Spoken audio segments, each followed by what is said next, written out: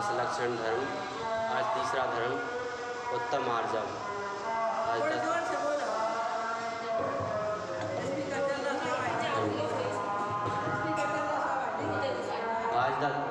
10 लक्षण धर्म का तीसरा दिन उत्तम आर्जव।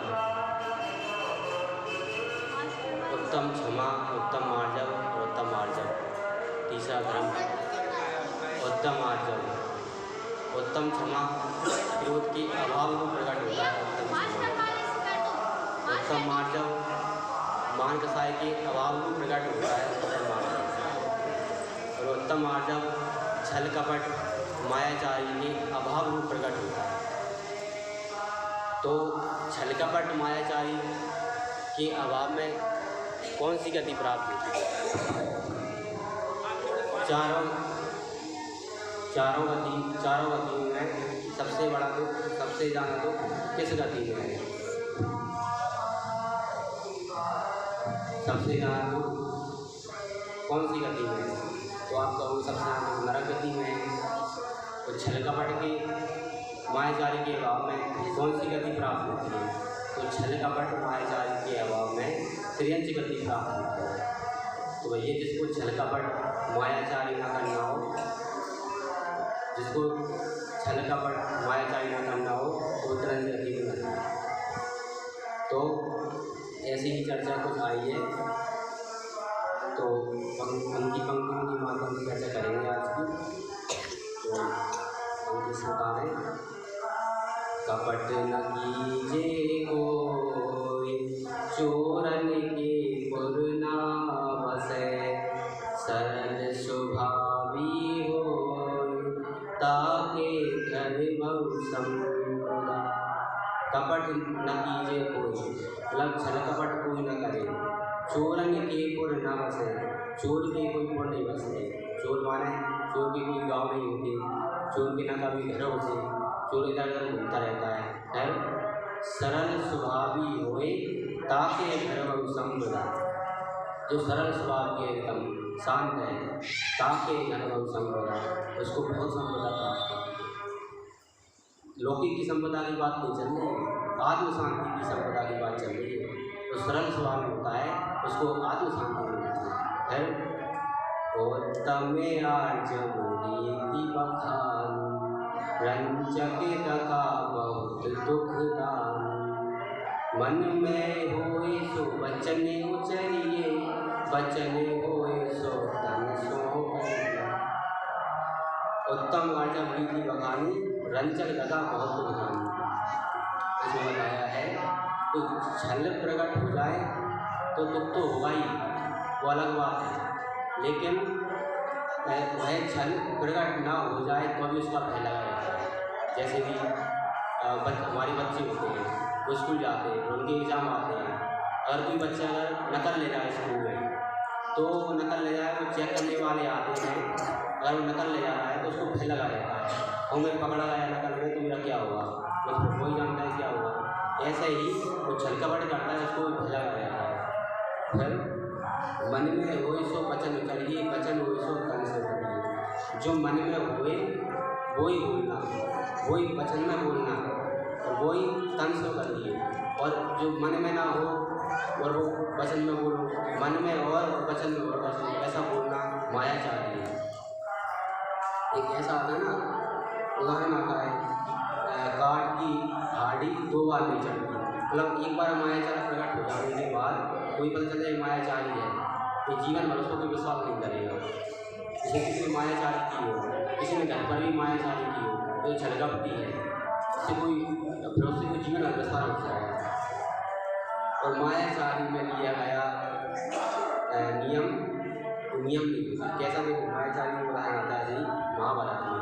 जैसे कि अर्जुन था, तो अर्जुन ने प्रतिज्ञा की थी किसको, जयद्रथ को मारने की। अर्जुन ने उसने प्रतिज्ञा ली कि मैं जब तक सूर्योदय ना हो, अंत अगर सूर्योदय हो जाए उससे पहले, अंत हो जाए उससे पहले मैं जयद्रथ को मार दूँगा।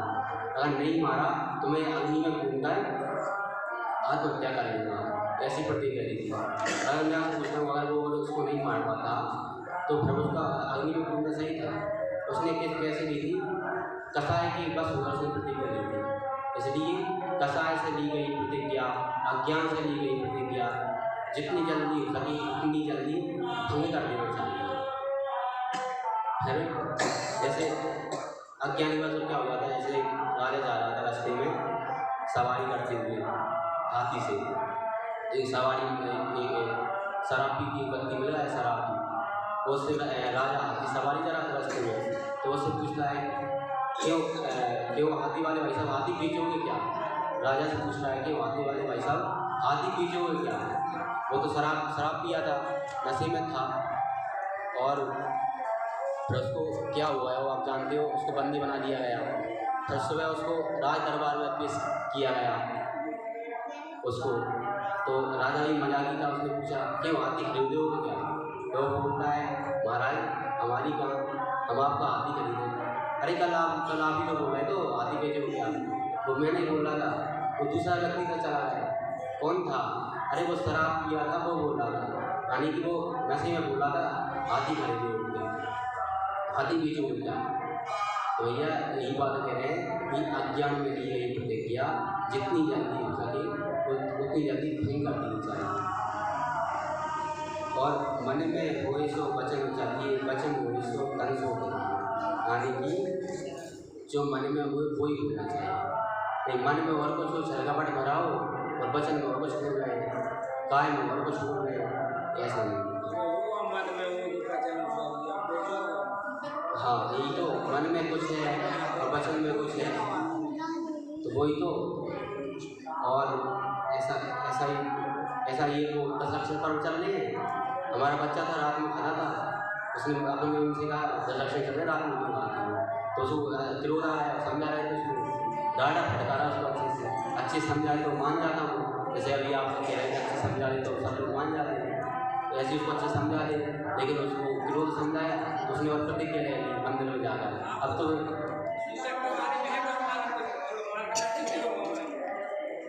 कैसे ऐसा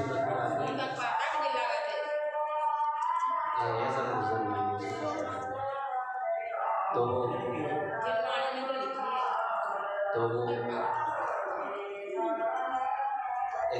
ऐसा ही वो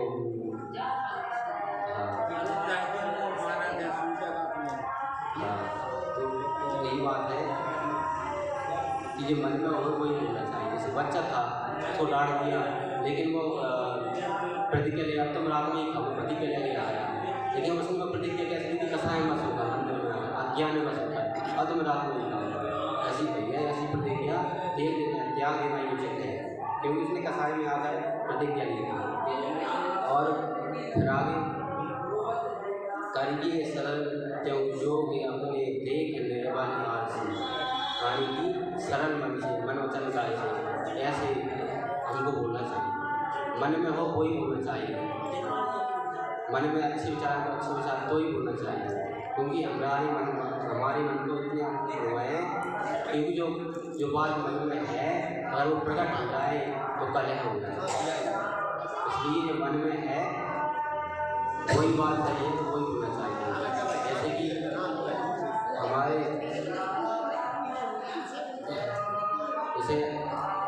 हमारे मुनिराज हैं, तो वो बिल्कुल ना कि वो दादा जा भूखे विचार आते हैं, तो उनके लिए बात है कि मन में होई सो बोलिए, उनके मन में है अच्छी बात, उनका भूखे विचार नहीं आते, तो उनके लिए उनके लिए बात है कि अच्छे का भूखे विचार नहीं आते, और हमारे लिए कितने भूखे विचार आते हैं, तो उनके लिए बात है कि मन में हो इसे मन में रखिए, क्योंकि हमारे भूखे विचार अगर प्रकट हो जाए तो गलत हो जाए, और हमारे मुनिराजों की कभी भूखे विचार आती नहीं है, कभी कुटी भाव आती नहीं है, उनके वचन अगर मुख से जान तो हमारा कल्याण हो जाए, और काया में तन में प्रकट हो जाए तो जिसका ही कल्याण हो जाए, और हमारे लिए वचन अगर मन में चल रहे हैं वचन अगर प्रकट हो जाए तो कलह हो जाए।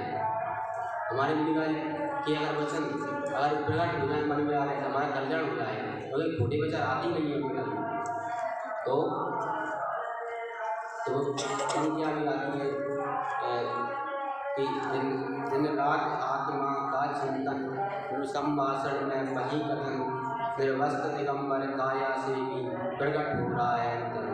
लज्जन दिन आत्मा का चिंतन मनन अनुभव करते हैं अतः उनकी बारे में उसकी ही चर्चा निकलती है और चर्चा करते हैं वे आत्ममुख में समा जाते हैं और उनके मन में अशुभ भाव आते ही नहीं है। हमारी स्थिति उनसे भिन्न है अतः हमें इस स्तर पर विचार करना चाहिए। मन में होने पर भी बहुत से पापों से जीवन में हम इसलिए बचे रहते हैं कि समाज उन कार्यों को बुरा मानता है, सरकार उन कार्यों को करने से रोकती है। कभी कभी हमारा विवेक भी उन कार्यों में अपने विवश होने देता है, मतलब वाणी को भी उक्त कारणों को काफ़ी संयमित रखें। मतलब हमारे जो वचन है ये मन में है कोई बोलना चाहिए। अब खोटे विचार आ रहे हैं वही तो बात नहीं है कि दिनरात आत्मा का चिंतन, वो दिनरात आत्मा का चिंतन करते थे जो खोटे विचार नहीं आते, हमारे दिन रात विपरीत भाव चलते रहते हैं तो इसलिए हमारे खोटे विचार आते हैं। और इसमें बताया है जैसे पुष्प राय में युगल जी की पूजन में पुष्प का चल आता है कि पुष्प सुगोविंद कितना है तन में माया शेष नहीं, निज अंतर का भेद कहूँ उसमें जुदा का लेस नहीं, चिंतन पुरुष संभाषण क्रिया उसकी कुछ होती है, स्थिरता में प्रभु पाऊँ अंतर का पुष्प भीतर से कितना कोमल है, बाहर से कितना कोमल है, लेकिन अंतर का भेद कहूँ उसमें इसका मैं तो अपनी बात कहने आया हूँ, अंतर में बिल्कुल भी बात नहीं है। इसलिए हमारा जैन धर्म बाहर से बदलने का नहीं देता, हमारा जैन धर्म मन से बदलने की बात करता है। क्रियाओं पर हमारा जैन धर्म कहता है क्रियाओं पर बस करो, हमारा जैन धर्म मन से बदलने की बात करता है। अंदर में बिल्कुल भी स्थिरता में जो अंदर का आनंद होती है, मैं अंदर में इतना समझ रहा हूँ जो अंदर में जो इतना निर्बल पर्याय हो जाए मेरी, इतना आत्म तत्व मेरा अंदर बढ़ जाए कि जो निर्बल पर्याय हो रही है, जो अंदर में कलश होती है, अंतर का काल होती है, अंदर में जो कोहिराज हो हैं वो सब भूल जाएँ। जैसे कि हम देखते हैं हम मंदिर में आते हैं तो 10 लोग हो तो हमारे कितने अच्छे भाव होते हैं दर्शन करने के, हम दूसरों सामने बड़ा धर्मात्मा देना चाहते हैं कि हम सबसे बड़े धर्मात्मा, और 10 लोग हों तो हमारे कैसे भाव होते हैं। और जब हम अकेले मंदिर आएँ फिर देखना 2 मिनट हम दर्शन करें और चले गए तब हमारे भाव कैसे होते हैं। तो इसलिए हमारा जन्म अंदर से बनने की बात करता है। एक बाकी बड़ा जो दूसरों के सामने जैसा दिखना चाहता है, दूसरों के सामने जैसा बनना चाहता है, मुझसे बड़ा धर्मात्मा कोई नहीं है ऐसा दिखना चाहता है, मुझसे बड़ा धर्मात्मा कोई नहीं है ऐसा बनना चाहता है। अगर वैसा अंदर से बदल जाए तो उसका कल्याण हो जाए, अरे कल्याण क्या उसका मोक्ष हो जाए, ऐसी बात है। इसलिए हमारा जैन धर्म मन से बदलने की बात करता है। हमारा पाप हो गया है, वो जो हमारे पाप हो रहे हैं जो अंदर के फल तो हमारे परिणाम का लगता है, अंदर का हमारे अंदर कितने परिणाम, कैसे परिणाम, ऊपर जो पाप हो रहे हैं वो ठीक है, लेकिन जो जितने पाप हुए वो ठीक है, अंदर में कैसे परिणाम हो गए उसका फल लगता है। इसलिए राजवाटिका में कहा है, राजवाटिका ग्रंथ है योग भगवता आर्जवम, मतलब योग की सरलता का नाम आर्जव है। जो हमारे अंदर में जो प्रकट हो रहा है आज तक ऐसी सरलता, जैसे हमारे मुनिराज है उनमें कभी क्रोध नहीं आता, कभी विपरीत खोटे भाव नहीं आते, उनकी वचन अगर प्रकट हो जाए तो हमारा कल्याण हो जाए, ऐसी बात है इसमें। और फिर और इसलिए और एक वो कहानी भी आती है हरिवंश पुराण में कि जिनदत्त नाम का सेठ था, समय करने बैठा है प्रतिज्ञा लेकर कि दीपक लेकर प्रतिज्ञा लेकर बैठा है कि जब तक ये दीपक जलेगा मैं तब तक सामायिक करता रहूँगा, सामायिक करता रहूँगा। तो वो उसमें जितना घी था लगभग वो 40 मिनट में 40-50 मिनट में भी सामायिक हो जाएगी तो वो घी भी बच जाएगा, ऐसा वो प्रतिज्ञा करके बैठ गया। लेकिन वो ऐसी प्रतिज्ञा करके बैठ गया प्रतिज्ञा करके, अब क्या हुआ जैसे 40-50 मिनट होने वाले थे और वहाँ से सेठानी निकल गई, तो निकली सेठानी निकल के दिया बुझने वाला है तो सेठानी चली उसमें घी डाल दिया। फिर वो और सेठ जी 45 मिनट की बैठे थे, 45-50 मिनट में दिया बुझ जाएगा, वो समय पूरी हो जाएगी, वो प्रतिज्ञा पूरी हो जाएगी, ऐसे करके बैठ गया। तो वो दिया बुझने वाला था, सेठानी निकली तो उसमें वो घी डाल दिया, तो फिर वो और उसका समय बढ़ गया। अब सेठ जी ने देखा दिया क्यों नहीं हुआ, उसमें तो सेठानी घी डाल रही, तो उसमें घी डाल रही, कोई बात नहीं, घंटे भर बच जाएगा, बैठ जाए सेठ जी प्रतिज्ञा लेकर बैठे थे जो। तो वो सामाय करते रहे, अंदर से प्यास लग रही थी, पानी पानी करते रहे, पानी पानी, सामाय की प्रतिज्ञा लगे बैठे थे, अंदर पानी पानी चल रहा था। और जैसे ही वो दिया बुझने वाला था, फिर सेठानी आई तो उसने और घी डाल दिया उसमें। अब सेठानी सुनाई आए तो हमारे सेठ जी आए तो समाय करने बैठे हैं, ऐसा कि अखंड समाय करने बैठे हैं, ऐसा वहाँ चर्चा आई है। तो वो ऐसे बैठ रहे, आज सेठ जी उठ नहीं गए, पता नहीं क्या है, मैंने सेठ जी की मदद कर रही हूँ, उसमें घी डाल रहे, घी ना बच जाए, उसने सोचा मैं तो मदद कर रही हूँ उसकी, लेकिन वो सेठ जी उसी के अंदर प्रतिज्ञा करके बैठे सेठ जी। तो वो सेठानी चली, वो घी का डब्बा लेके और बैठ गई कहीं, तो सेठ जी को परेशानी ना हो, तो दिया बजा और घी डाल दी, तो उसका क्या हुआ, तो सेठ जी की भाई मृत्यु हुई, अंदर पानी पानी चल रहा था, तो मृत्यु हुई, उनको क्या मिला हुआ, तो उनको मृत्यु हुई, तो अगले नाम में मेढक बनी। प्रतिज्ञा लेके बैठे समय की, अंदर चल रहा था पानी पानी। इसलिए हमारी जो मान दशा में योग में जो प्रतिज्ञा ली गई हो, उस प्रतिज्ञा को जितनी जल्दी हो सके उतनी जल्दी भंग कर देना चाहिए, कि वो अज्ञान में प्रतिज्ञा ली थी, तो जो अगले दिन मेढक बनी, ऐसा कुछ है। और आया था ना,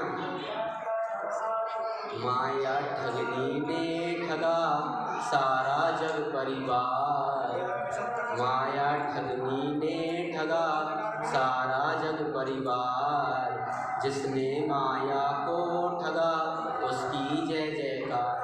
मतलब जिसने मायाचार पर विजय प्राप्त कर ली हो, उसको आर्जन धर्म प्रकट होता है।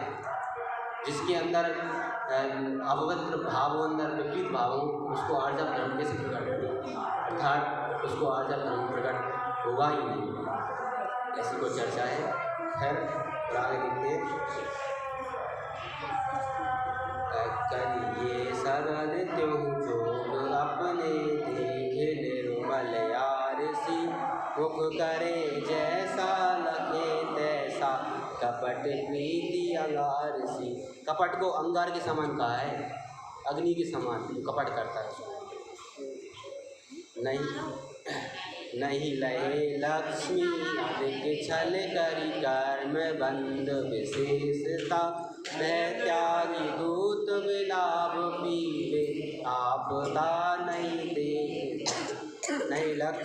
नहीं लहे लक्ष्मी अधिक छल करी कर्म बंध विशेषता, मतलब यह पंक्ति में हमारी बात चल रही कैसी कि लक्ष्मी भी प्राप्त नहीं हो सकती छल कपट से। फिर छल करी कर्म बंध विशेषता, तो छल में कितना कर्म का बंध होगा कि छल में इतना कर्म का बंध होगा कि तब वो कर्म भोगेगा। वह त्यागी दूत बिलाप पीवे आपदा नहीं देखता, जब वो कर्म ऐसा बांधेगा तब वो ऐसा बांधेगा कि वो मायाचारी में इतना कर्म बांध देता है, मायाचारी कर करके संकट में, कि तब वो उस कर्म को भोगता है फिर रोता है।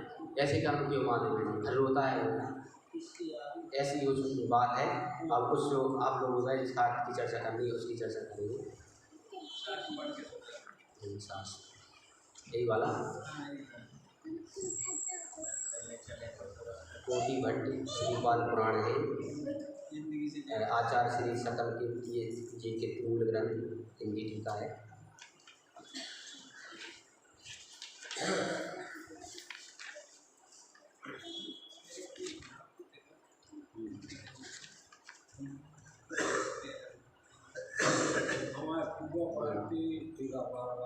हाँ, इसमें मंगलाचरण करते पहले मोक्षे मार्गस् नेतारं वेतारं कर्म भुवतां ज्ञातारं विश्वतत्त्वानां वन्दे तत्गुणलब्धये।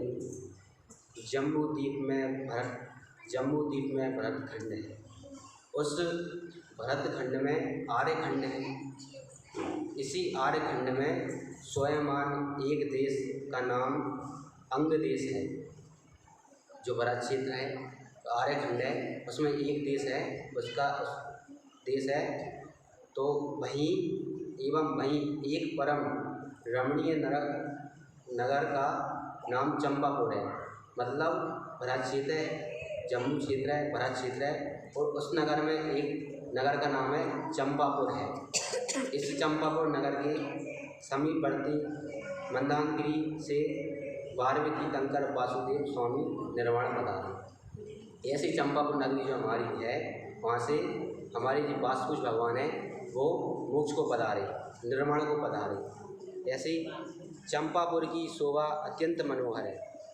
इस नगरी के चारों ओर अनेक प्रकार के सुंदर सुंदर उपवन हैं, भांति भांति के हरे भरे वृक्ष हैं तथा इन वृक्षों की डालियाँ वायु के संगोरे से हिलती डुलती रहती हैं। वहाँ सदैव शीतल मंद एवं सुगंधित वायु प्रवाहित होती रहती है। कहीं कहीं नदी नाले हैं, उनकी कल कल ध्वनि को सुनकर चित्त में तन्मयता का आभास जागृत होता है। मतलब चंपापुर ऐसी नगरी है, कहीं कहीं वायु है, कहीं कहीं शीतल मंद है, वायु प्रवाह हो रही है, ऐसा आभास होता है कि तत्लीनता का आभास जागृत होता है। मतलब आनंद उत्पन्न होता है। और चंचल जल जीवों की कीड़ा दर्शक के मन को बरबस ही अपनी ओर खींच लेती है। कहीं वृक्षों के घोंसले में बैठे पक्षी विविध प्रकार के कौतूहल कर रहे हैं। उनके पंखों का फड़कना, वृक्ष के सहारे लटक कर चूं चूं का शब्द करना तथा शब्दों के साथ कल्लोल करते हुए देखकर उन्हें देखते ही रहने की अभिलाषा होती है। मतलब जो चंपापुर नगरी से हमारे वासुदेव भगवान पधारे हैं, तो ऐसा वो वन है कि वहाँ पर पशु पक्षी हैं, तो वो वहाँ पर ना किसी की चिंता ना कुछ, तो वहाँ पे मतलब ऐसी कुछ परेशानी नहीं, ऐसा करते रहते हैं। और फिर क्या होता है कि बंदर इत्यादि पशुओं का घूमना, भटकना इत्यादि, कालाबाजी खाते हुए एक डाल से दूसरी डाल में जाते हुए, ऐसे झुंड से झुंड बंदर अपनी कला का प्रदर्शन करते हुए दृष्टिगोचर होते हैं। वन में लताएं भी हैं जो विस्तृत होकर निकटस्थ बच्चों को संपूर्ण रूप में इस तरह ढक रही है जैसे लाजरी स्त्री हो। इसका शरीर तो वस्त्र से ढका हो तथा उसका रूप स्फुटतः दिख नहीं पड़ता। कहीं मदमद हाथी झूमते हुए जा रहे हैं, तो कहीं सिंह विग्रह आदि हिंसक पशुओं के भय से मृग इत्यादि दुर्लभ जीव आत्मरक्षा के लिए चौकड़ियाँ भरते हुए भाग रहे हैं तथा कहीं सिंह विग्रह आदि विचित्र हैं और नाना प्रकार के फूल खिले हुए हैं और उनकी सुगंध से सारा वन प्रवृत्त एवं सुगंधित में हो रहा है। कहीं चंपा, कहीं चमेली, कहीं जूही, कहीं मालती, कहीं गुलाब एवं कहीं मरोग इत्यादि। मतलब कई तरह के फूल वहाँ पर खिल रहे हैं, विविध प्रकार के पुष्प खिल रहे हैं और ऊपर गंध लुद्ध भ्रमण मड़ा रहे हैं। वृक्षों में उत्तम जामुन, सीताफल, रामफल, श्रीफल इत्यादि अनेक फल उनकी वन में लगे हुए हैं। मतलब किसी प्रकार की कोई समस्या नहीं इत्यादि। और संपूर्ण ठसाठस भरा हुआ है ऐसा हमारा चंपापुर नगर। फिर विद्वान एवं कलाकारों की कमी नहीं थी। बड़े बड़े विद्वान व्यक्ति राजश्रय में रहा करते थे।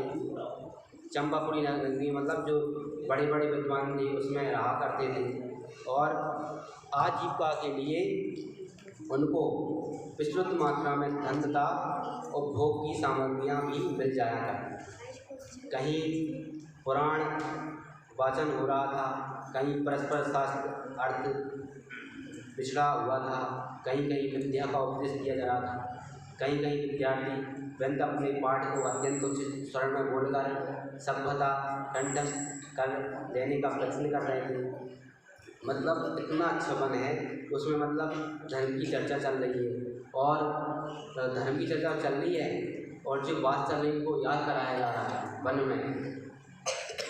इतनी अच्छी चर्चा चल रही है, और उस वन में इस विद्या का पठन पाठन के दृश्य को देखकर कोई भी चंपापुर को विद्यापुरी कह सकता है। मतलब वहाँ पे इतना इतना पठन पाठन हो रहा है, उसको चंपापुर तो कह सकते हैं, लेकिन उसको विद्यापुरी नाम दे दिया इस समृद्धिशाली नगर में अतिवृष्टि अथवा अनावृष्टि का कोई भय नहीं रहता।